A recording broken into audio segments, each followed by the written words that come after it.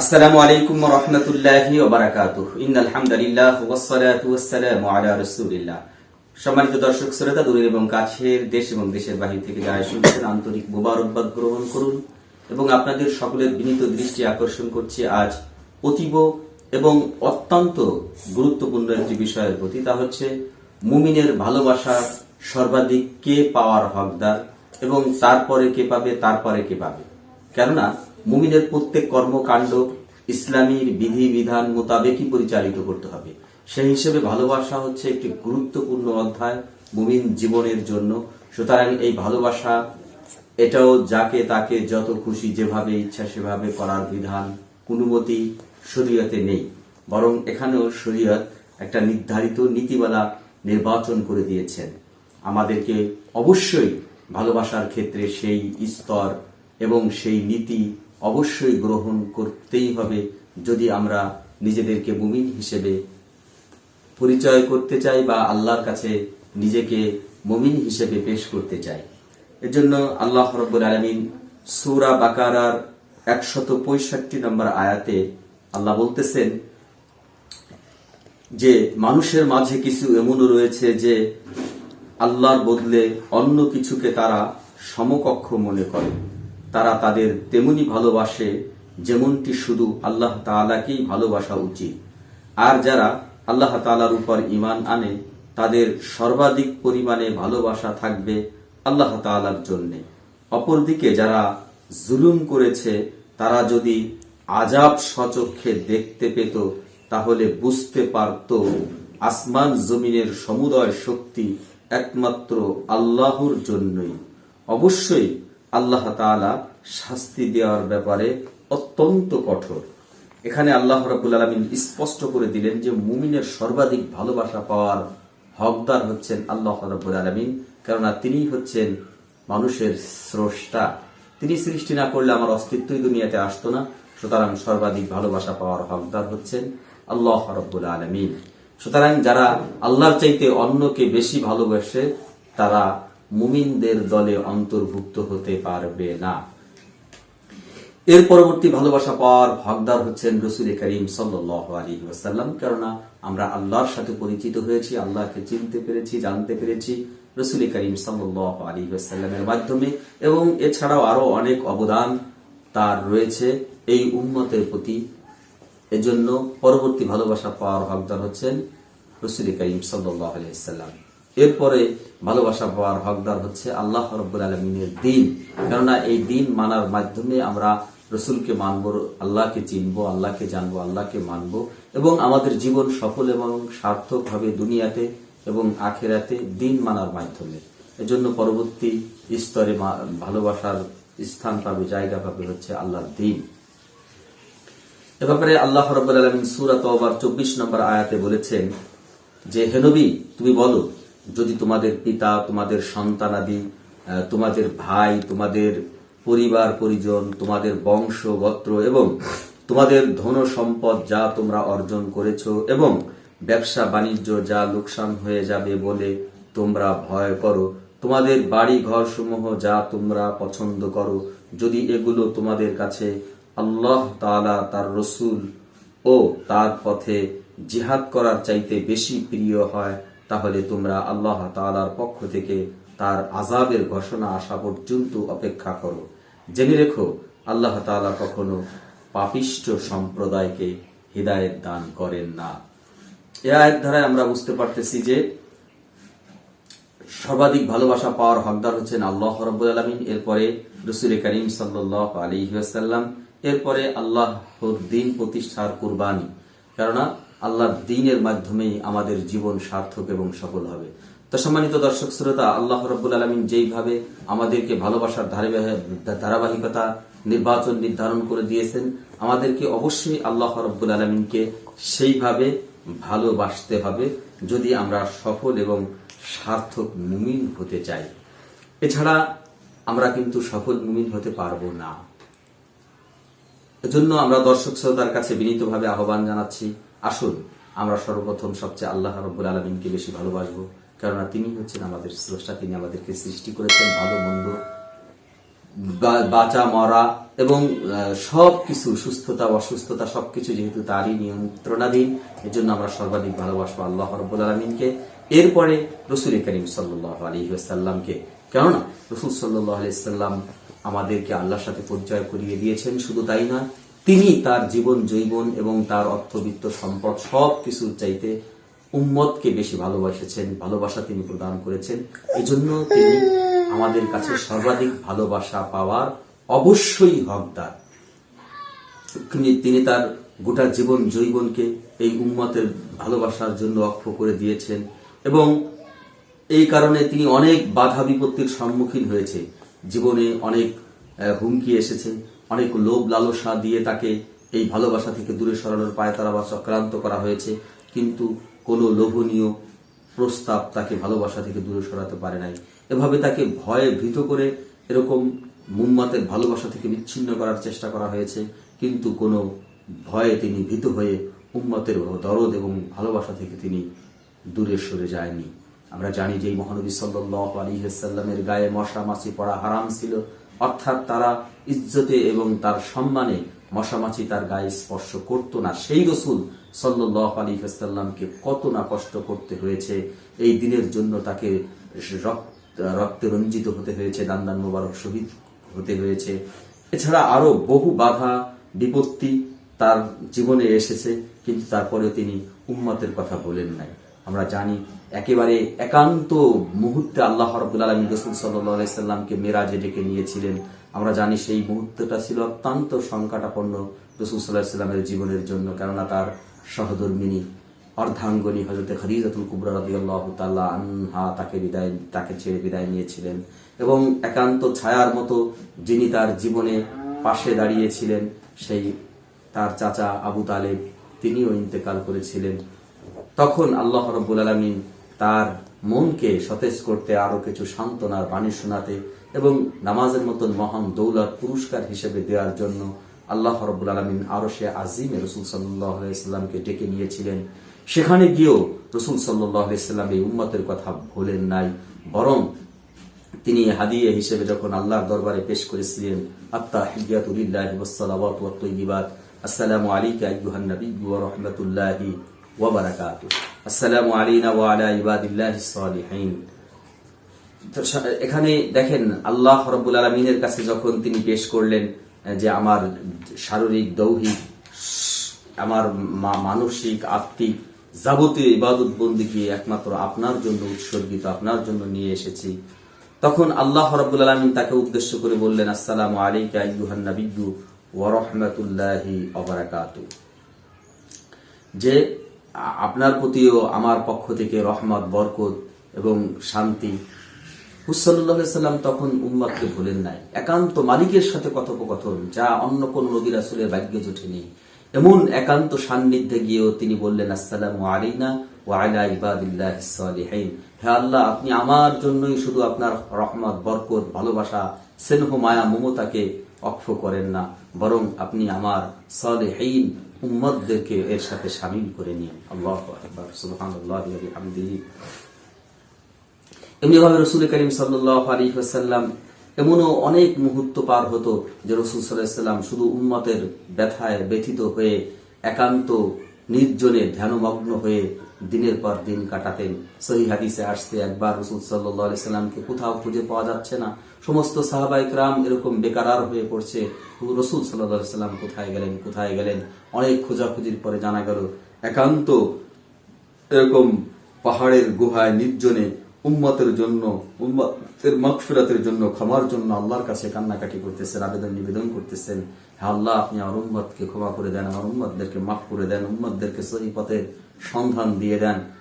আবু বকর রাদিয়াল্লাহু তাআলা আনহু, অন্যান্য সাহাবায়ে কেরাম গিয়ে অনেক সান্ত্বনা দিচ্ছেন। রাসূল সাল্লাল্লাহু আলাইহি ওয়াসাল্লাম সিজদা থেকে মাথা তুলতেছেন না, অনেক সান্ত্বনার বাণী শোনাচ্ছেন। আবু বকর বলতেছেন, ইয়া রাসূলুল্লাহ, আপনার এই দ্বীনের জন্য তো আমি আবু বকরের জীবন জৈবন সর্বস্ব উজাড় করে দিয়েছি, আমার সকল আমলের যাবতীয় সওয়াব আপনার উম্মতের জন্য আমি ওয়াকফ করে দিলাম, আপনি মাথা তুলুন। এইভাবে হযরত আলী রাদিয়াল্লাহু তাআলা আনহু, এমনকি হযরত ফাতেমা রাদিয়াল্লাহু তাআলা আনহা সহ সকল হিতাকাঙ্ক্ষী শুভাকাঙ্ক্ষীরা গিয়ে সান্ত্বনা দেওয়ার পর রাসূল সাল্লাল্লাহু আলাইহি ওয়াসাল্লাম সিজদা থেকে মাথা তুলেছিলেন। এইভাবে উম্মতের দরদে, উম্মতের ব্যথায় তিনি তার গোটা যৌবনকে অক্ষ করে দিয়েছিলেন। শুধু তাই না, তিনি তার বিদায়ী মুহূর্তে উম্মতের কাছে একটা বিশেষ নসিহত তিনি করে গিয়েছিলেন, সেটা হলো ওমা মালাকাত আসসালাত আসসালাত ওমা মালাকাত আইমানুকুম। হে আমার উম্মতেরা, নামাজের ব্যাপারে তোমরা সতর্কতা অবলম্বন করো, নামাজকে গুরুত্ব দিও, নামাজকে অবহেলা করো না, আর তোমাদের অধীনস্থ যারা আছে তাদের ব্যাপারে খেয়াল রেখো। এই ব্যাপারে রাসূল সাল্লাল্লাহু আলাইহি সাল্লাম উম্মতদেরকে বিশেষভাবে সতর্ক করে গেলেন। নামাজের মাধ্যমে বিদায় নিলেন তিনি আমাদের চেয়ে, কবরে শায়িত হলেন এবং কবরে শায়িত অবস্থায় রাসূল সাল্লাল্লাহু আলাইহি সাল্লাম উম্মতের কথা বলেননি, বরং কবরে থাকা অবস্থায় তিনি উম্মতের আমল দেখতে আল্লাহর কাছে আবেদন পেশ করেছেন। প্রতি সোম ও বৃহস্পতিবারে রাসূল সাল্লাল্লাহু আলাইহি সাল্লামের নিকট উম্মতের আমলকে পেশ করা হয়। ভালো আমল দেখে রাসূল সাল্লাল্লাহু আলাইহি সাল্লাম অত্যন্ত খুশি হন এবং সেই উম্মতের জন্য তিনি আল্লাহর কাছে ফরিয়াদ করেন, দোয়া করেন। আর বদ আমল দেখলে রাসূল সাল্লাল্লাহু আলাইহি সাল্লাম ব্যথিত হন, কষ্ট পান এবং তার হেদায়েতের জন্য আল্লাহর কাছে দোয়া কামনা করেন। এমনকি সহিহ হাদিসে আসছে রাসূল সাল্লাল্লাহু আলাইহি সাল্লামের কবর মোবারক এখনো তার অশ্রু জলে এরকম সিক্ত, ভিজা, এরকম কাদাযুক্ত, কারণ রাসূল সাল্লাল্লাহু আলাইহি সাল্লাম এখনো উম্মতের ব্যথায় কাঁপতেছেন সে কবরে শায়িত অবস্থায়। আর কিয়ামতের সেই কঠিন বিভীষিকাময় দিন, যেদিন আল্লাহ রাব্বুল আলামিন তার কহ্হারিয়তের প্রকাশ ঘটাবেন, যেদিন বলবেন লিমানিল মুলকু ইয়াউম লিল্লাহিল ওয়াহিদিল কাহ্হার, আজকের এই দিনের আধিপত্য, আজকের দিনের অধিপতি মালিক কে? কে আওয়াজ তুলবে, কে কথা বলবে, কার কোনো সাহস থাকবে না? আল্লাহই বলবেন আজকের এই দিনের একমাত্র অধিপতি হচ্ছি আমি। সূরা মুমিনুনের 16 নম্বর আয়াতে আল্লাহ কথা বলেছেন। সেদিন কেউ কারো পরিচয় দেবে না, সেদিনটা হবে অত্যন্ত বিভীষিকাময়, যে ব্যাপারে আল্লাহ রাব্বুল আলামিন নিজেই বলতেছেন ইয়াউমা ইয়াফিরুল মারউ মিন আখিহি ওয়া উম্মিহি ওয়া আবি ওয়া সাহিবাতিহি ওয়া বানি লিকুল্লি ইমরিইন মিনহুম ইয়াউমা ইদিন শাআনুন ইউগনি। এমন কঠিন বিভীষিকাময় দিনে সেদিন মানুষ তার নিজ ভাইয়ের কাছ থেকে পালাতে থাকবে তার নিজের মায়ের কাছ থেকে, নিজের বাপের কাছ থেকে, তার সহধর্মিণী থেকে, এমনকি তার ছেলে মেয়েদের থেকেও। সেদিন তাদের প্রত্যেকের জন্যই পরিস্থিতি এমন ভয়াবহ হবে যে তাই তার ভীত ও উদ্বেগের জন্য যথেষ্ট হবে। সূরা আবাসার 34 থেকে 37 নম্বর আয়াতের মধ্যে আল্লাহ পাক সেই বিভীষিকাময় দিনের কথা বর্ণনা করা হয়েছে। এরকম শুধু সাধারণ উম্মতেরা না, নবী রাসূলরা পর্যন্ত সেই দিন বলবে ইয়া নাফসি ইয়া নাফসি ইয়া নাফসি, অর্থাৎ গোটা হাসরে একটি মাত্র আওয়াজ প্রত্যেকের থেকে ইয়া নাফসি ইয়া নাফসি। হযরত আদম আলাইহিস সালাম বলবে ইয়া নাফসি, হযরত ইব্রাহিম আলাইহিস সালাম বলবে ইয়া নাফসি, হযরত মুসা আলাইহিস সালাম বলবে ইয়া নাফসি ইয়া নাফসি। আচ্ছা আমার কি হবে, আমার কি হবে? সুতরাং অন্যদের ব্যাপারটা তো আমরা সহজেই বুঝতে পারি সেই দিনটা কতটা বিভীষিকাময় হবে, সবাই নিজেকে নিয়ে ব্যস্ত থাকবে। কিন্তু একটি মাত্র ব্যক্তি, যিনি হচ্ছেন মহানবী সাল্লাল্লাহু আলাইহি সাল্লাম, তিনি উম্মতের কথা বলবেন না। তার জবান থেকে ব্যতিক্রম এক আওয়াজ বের হবে, তিনি বলবেন রব্বি হাবলি উম্মতি রব্বি হাবলি উম্মতি রব্বি হাবলি উম্মতি। হে আমার রব, আমার উম্মতের কি অবস্থা হবে আজ? হে আমার রব, আমার উম্মতের আজ কি হালাত হবে? এইভাবে রাসূল সাল্লাল্লাহু আলাইহি সাল্লাম হাসরের ময়দানে ছুটোছুটি করবেন।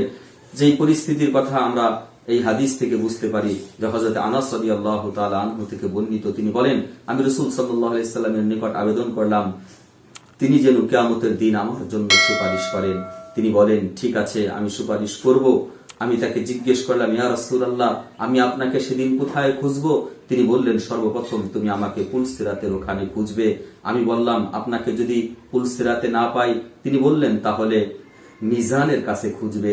আমি আবার বললাম যদি মিজানের উপরেও আপনার দেখা না পাই? তিনি বললেন তাহলে আমাকে হাউজে কাউসারের নিকট খুঁজবে, কারণ এই তিনটি স্থানের যে কোনো একটিতে আমি অবশ্যই থাকব। তিরমিজি শরীফের মধ্যে হাদিসটি আসছে।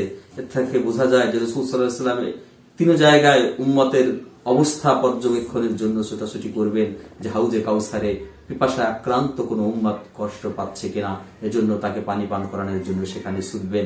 মিজানের পাল্লায় গুনার পাল্লা ভারী হয়ে এরকম নেকির পাল্লা হালকা হয়ে জাহান্নামে চলে যায় কিনা, এর জন্য তিনি ছুটবেন মিজানের দিকে।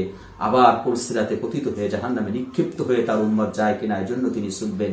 সেই পুলসিরাতের দিকে। এইভাবে রাসূল সাল্লাল্লাহু আলাইহি সাল্লাম পাগলের মতো ছুটাছুটি করবেন। এমন কি অবস্থায় আল্লাহ রাব্বুল আলামিনের কুদরতি কদমে সিজদায় অবনত হয়ে, এমন কি সেই দিন এরকম আরশ বিদারী আর্তনাদ তিনি তুলবেন, এমন প্রশংসা আল্লাহ তিনি করতে থাকবেন যে কোনো দিন ওরকম প্রশংসা কারো দ্বারা সম্ভব হয় নাই। তখন মহামহিয়ান মহাপ্রতাপশালী আল্লাহ রাব্বুল আলামিনের সেই কহ্হারিয়তের হৃদয়ে এরকম ভালোবাসার জোশ বা তরঙ্গ সৃষ্টি হবে।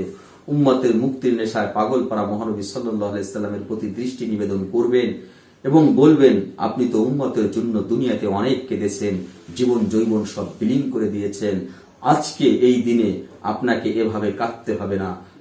আল্লাহ তাআলা বলবেন, ইয়া মুহাম্মদ ইরফি রাসাকা, হে মুহাম্মদ আপনি মাথা উঠান, বলুন আপনার চাহিদার কথা, শোনা হবে, প্রার্থনা করুন, যা চাইবে তা দেওয়া হবে, আর আপনি শাফায়াত করুন, আপনার শাফায়াত কবুল করা হবে। এ ব্যাপারে বুখারী শরীফের ৭৫১০ এবং মুসলিম শরীফের ১৯৩ নম্বর হাদিসে এরকম বিস্তারিত আলোচনা করা হয়েছে। তখন রাসূল সাল্লাল্লাহু আলাইহি ওয়াসাল্লাম এর মাথা তুলবেন এবং উম্মতের জন্য তিনি ব্যাপক সুপারিশ করতে থাকবেন। এরকম উম্মতের দরদি তিনি। সুতরাং আল্লাহর কথা, হাল জাযাউল ইহসান ইল্লাল ইহসান, যে ব্যক্তি তোমার প্রতি অনুগ্রহ করে তুমিও তার প্রতি অনুগ্রহশীল হও। যেদিন মাতা পিতা কেউ কোনো আপনজন কারো খবর নেওয়ার প্রয়োজন মনে করবে না, সেই কঠিন দিনেও যেহেতু রাসূল সাল্লাল্লাহু আলাইহি সাল্লাম আমাদেরকে ভুলবেন না, সুতরাং মাতা পিতা সন্তান সন্ততি নেতা বলেন দল বলেন যা কিছু বলি সকল কিছুর চাইতে রাসূল সাল্লাল্লাহু আলাইহি সাল্লাম অবশ্যই আমাদের বেশি ভালোবাসা পাওয়ার হকদার। আল্লাহ রাব্বুল আলামিন নিজেই উম্মতের প্রতি রাসূল সাল্লাল্লাহু আলাইহি সাল্লামের ভালোবাসার কথা কোরআনে কারিমে এইভাবে বর্ণনা করেছেন, লাকাদ জাআকুম রাসূলুম মিন আনফুসিকুম আজিজুন আলাইহি মা আনিতুম হারিসুন আলাইকুম বিল মুমিনিনা রাউফুর রহিম।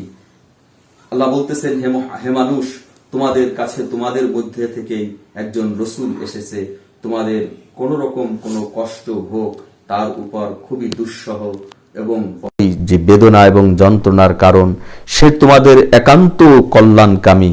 ইমানদারদের প্রতি সে হচ্ছে স্নেহপরায়ণ পরম দয়ালু। সূরা তাওবার ১২৮ নম্বর আয়াতে আল্লাহ রাব্বুল আলামিন এইভাবে রাসূল সাল্লাল্লাহু আলাইহি সাল্লামের রউফ এবং রহিম, যেটা আল্লাহর নাম, সেই নাম রাসূল সাল্লাল্লাহু আলাইহি সাল্লামের জন্য অক্ষ করেছেন। অর্থাৎ আল্লাহ যেরকম রউফ রহিম, রাসূল সাল্লাল্লাহু আলাইহি সাল্লামও তেমনি উম্মতের প্রতি ভালোবাসার দিক দিয়ে এরকম রউফ এবং রহিম। সুতরাং আমরাও যেন রাসূল সাল্লাল্লাহু আলাইহি সাল্লামকে সেইভাবে ভালোবাসতে পারি, তিনি যেমনিভাবে সবকিছুর চাইতে আমাদেরকে ভালোবেসেছেন, আমাদেরও দায়িত্ব হচ্ছে সবকিছুর চাইতে রাসূল সাল্লাল্লাহু আলাইহি সাল্লামকে বেশি ভালোবাসা। এখন প্রশ্ন হলো, রাসূল সাল্লাল্লাহু আলাইহি সাল্লামকে আমরা বেশি ভালোবাসবো কোন পদ্ধতিতে, কিভাবে? শুধুই কি কিছু মিলাদ কিয়াম বা নির্দিষ্ট দিনে তাকে স্মরণ করা বা জশ্নে জুলুস করা, এটাই কি তাকে ভালোবাসার উদাহরণ? না, আল্লাহ পাক ভালোবাসার পদ্ধতিও নির্বাচন করে দিয়েছেন। কুল ইন কুনতুম তুহিব্বুনাল্লাহা ফাত্তাবিউনি ইউহিব্বুকুমুল্লাহ ওয়া ইয়াগফির লাকুম যুনুবাকুম আল্লাহু গফুরুর রহিম। কুল আতিউল্লাহা ওয়ার রাসূল ফাইন তাওয়াল্লাউ ফাকুল ফাইন্নাল্লাহা লা ইউহিব্বুল কাফিরিন। আল্লাহ বলতেছেন সূরা আল ইমরানের ৩১ এবং ৩২ নম্বর আয়াতে, হে নবী তুমি বলো, তোমরা যদি আল্লাহ তাআলাকে ভালোবাসো তাহলে আমার কথা মেনে চলো, আল্লাহ তাআলাও তোমাদের ভালোবাসবেন এবং তিনি তোমাদের গুনাহ খাতাকে মাফ করে দিবেন। আল্লাহ তাআলা অত্যন্ত ক্ষমাশীল দয়াবান। এবং তুমি আরো বলো, তোমরা আল্লাহ তাআলা ও তার রাসূলের কথা মেনে চলো। এই আহ্বান সত্ত্বেও তারা যদি এ থেকে মুখ ফিরিয়ে নেয় তাহলে তুমি জেনে রেখো আল্লাহ তাআলা কখনো কাফেরদের পছন্দ করেন না। সুতরাং এই দুটি আয়াতের মধ্যে আল্লাহ রাব্বুল আলামিন স্পষ্ট করে আমাদেরকে জানিয়ে দিয়েছেন যে আল্লাহকে ভালোবাসা আমাদের একান্ত দায়িত্ব, তিনি আমাদের স্রষ্টা। এরপরে রাসূল সাল্লাল্লাহু আলাইহি সাল্লামকে আমাদেরকে ভালোবাসতে হবে। আর এই সকল ভালোবাসা আদায় হবে হলো ইত্তেবায়ে রাসূল, শুধু হুব্বে রাসূল না, হুব্বে রাসূল তো থাকতেই হবে। হুব্বে রাসূল বা মুহাব্বতে রাসূল থাকলে ইত্তেবায়ে রাসূল আমাদের জন্য সহজ হবে।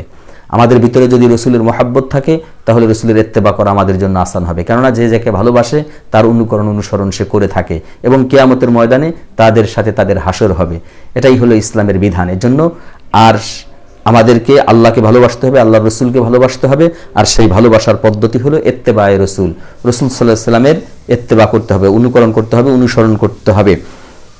সুতরাং রসুল সাল্লাল্লাহু আলাইহি ওয়াসাল্লামের ইত্তেবার অনুকরণ অনুসরণ আমরা বুঝি তিনি যেভাবে তার জীবনকে যাপন করেছেন, তিনি যেভাবে বলেছেন, চলেছেন, খেয়েছেন, পড়েছেন, ইবাদত বন্দিগি করেছেন, নামাজ পড়েছেন, রোজা রেখেছেন, হজ করেছেন, যাকাত দিয়েছেন, মানবতার সেবা করেছেন।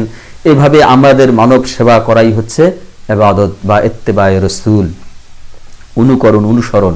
সুতরাং আজ যদি আমরা প্রকৃতপক্ষে রসুল সাল্লাল্লাহু আলাইহি ওয়াসাল্লামকে ভালোবাসতে চাই, রসুল সাল্লাল্লাহু আলাইহি ওয়াসাল্লাম আরও বলেছেন, মান আহাব্বা সুন্নতি ফাকাদ আহাব্বানি ওয়া মান আহাব্বানি কানা মাই ফিল জান্নাহ।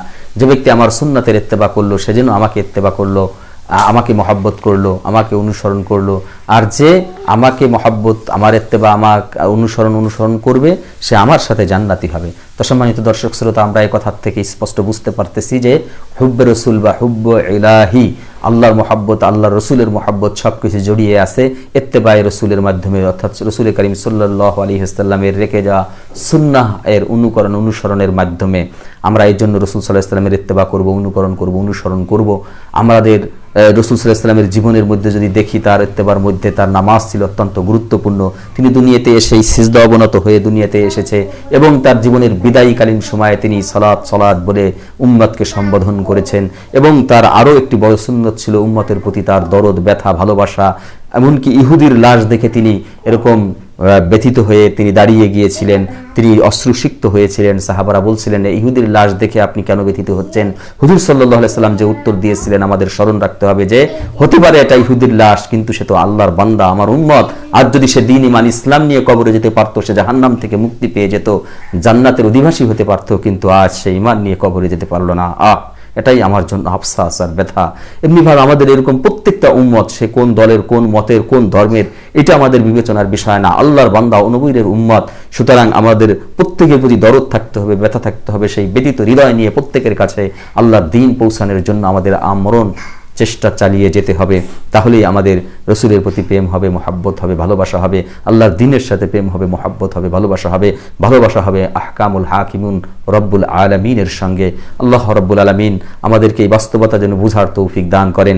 এরপরে ভালোবাসা পাওয়ার হকদার হচ্ছেন আমাদের মা, এরপরে আমাদের বাবা, এরপরে দাদা দাদি, নানা নানি। কেননা আল্লাহর রসুল বলেছেন যে মায়ের পায়ের নিচে হচ্ছে সন্তানের ভেস্ত। এরপরে আল্লাহ রসুল বলেছেন, হুমা জান্নাতু কাও নারুকা, পিতামাতা তোমার জান্নাত অথবা জাহান্নাম। পিতামাতার সাথে ভালো আচরণ করলে তুমি জান্নাতে যেতে পারবে, খারাপ আচরণ করলে জাহান্নামে যেতে হবে। এরপরে দাদা দাদি, মামা, চাচা, খালা, ফুফু, এদেরকে আল্লাহ রসুল চাচা এবং মায়ের সমতুল্য আখ্যায়িত করেছেন। সুতরাং পরবর্তী ভালোবাসা পাওয়ার হকদার হচ্ছেন তারা।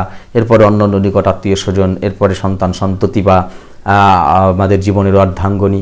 আজ আমরা এই ভালোবাসাকে অবৈধ বা যেখানে হারাম করা হয়েছে, এরকম হারাম বিবাহ পূর্ব বহির্ভূত সম্পর্ক যেটা হারাম, সেই হারাম সম্পর্কে আমরা অনেকে জড়িয়ে যাই। খবরদার, নাউজুবিল্লাহ।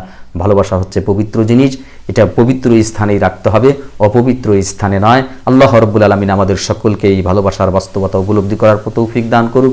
এরপরে নবীর সাথে সম্পৃক্ত ছিলেন সাহাবায়ে কেরাম, আমাদেরকে সাহাবায়ে কেরামের সাথে ভালোবাসতে হবে। নবী চলে গেছেন, সাহাবায়ে কেরাম চলে গেছেন, আল্লাহ রসুল আমাদেরকে বলে গেছেন, ইন্নাল উলামা ওয়ারাসাতুল আম্বিয়া, নবীর ওয়ারিসগণ হচ্ছেন ওলামায়ে কেরাম। সুতরাং ভালোবাসতে হবে তাদেরকে। আজকে আমরা রসুল আমাদের সামনে নেই, রসুলের ওয়ারিস যারা আছে তাদের কথা, আমাদের বৈধ কথা অবশ্যই মানতে হবে এবং সে অনুযায়ী আমাদের জীবনকে যাপন করতে হবে। এবং তারা যদি দিনের জন্য ডাক দেয়, সেই ডাকে আমাদের অবশ্যই সাড়া দিতে হবে এবং অবশ্যই অন্যান্য মানুষের তুলনায় নবীর ওয়ারিসদের প্রতি আমাদের হৃদয়ে বেশি প্রেম, মহাব্বত, ভালোবাসা থাকতেই হবে। এটাই ইমানের নিদর্শন, এটাই ইমানের প্রমাণ। আল্লাহ রাব্বুল আলামিন আমাদের সকলকে সেই মহাব্বত, সেই ভালোবাসার ধারাবাহিকতা রক্ষা করে আমাদের জীবনকে যেন আল্লাহ যাপন করার তৌফিক দান করেন। খাঁটি একজন মুমিন মুত্তাকি হয়ে যেন কবরে যেতে পারি। আল্লাহ আমাদের সকলকে সেই তৌফিক দান করুক, আমিন। আর আমাদের এই মাদানী টিভি ইউটিউব চ্যানেলটি যারা সাবস্ক্রাইব করেন নাই, দয়া করে মেহেরবানি করে চ্যানেলটি সাবস্ক্রাইব করবেন। ভিডিওতে লাইক, কমেন্ট, শেয়ার করবেন যেন ভিডিওটি ব্যাপকভাবে বিস্তার লাভ করে অন্যদের কর্ণকুহুরে আমাদের আওয়াজটা যেন পৌঁছে যায়। আপনার সাহায্য সহযোগিতা কামনা করে এবং আপনাদের সকলের কল্যাণ কামনা করে বিদায় নিচ্ছি। আসসালামু আলাইকুম ওয়া রাহমাতুল্লাহি ওয়া বারাকাতুহু।